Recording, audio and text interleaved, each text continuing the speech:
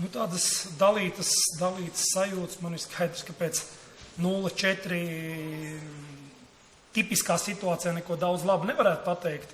Laikam šī nav tipiska situācija, jo kopumā es varu pateikt tā, ka var spēle sadalīt divos posmos. Viens posms ir pirmās 80 minūtes, kur pirmajā puslaikā pretiniekiem bija pārsvars, bet mēs bijām pietiekami kompakti.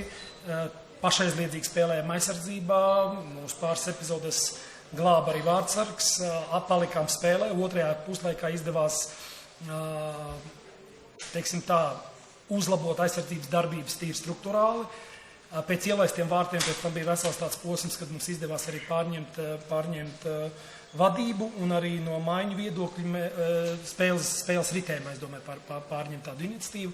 Un arī no maiņu viedokļu mēs mēģinājām uzlabot, teiksim, atsvaicināt tieši uzbrukuma grupas darbības, lai mēs varētu atgriezties spēlē pēc ielaistiem vārtiem, izlīdzināt rezultātu, un mēs bijām vairāk kārt ļoti tuvu.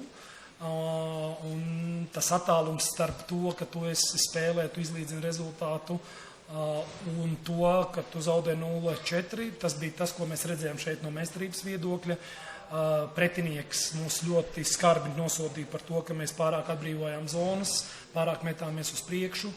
Un es domāju, ka pēc tiem otriem vārtiem gan mentālā spēka, kaut kur gan arī fiziskā spēka mums vienkārši tāds izsīkums iestājās, ņemot vērā, tomēr šīs divas abas sarežģītās spēles, un abās spēlēs diezgan daudz spēks mēs palikām uz laukuma, un es domāju, ka šādās spēlēs atslēgas moments ir tad, kad tev ir tāds pārsvars un ir iniciatīva, ir pienākums gūt vārtus, lai tu varētu uz kaut ko pretendēt rezultātu ziņā.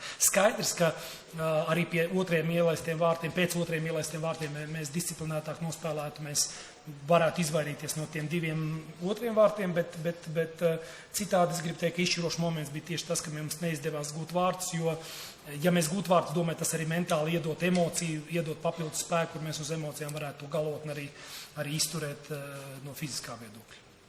Nē, skaidrs, ka tie ielaistie vārti, viņi bija sekas tam, ka mēs pazaudējām mazliet to spēles struktūru. Mēs metāmies jau pa daudz uz priekšu, daudz nevajadzīgas individuālas darbības, nesaprotams, bija individuālas kļūdas. Un tas bija arī tas, ko es pēc spēles diezgan tā stingri arī komandai pateicu, ka tā mēs nevaram atļauties spēlēt.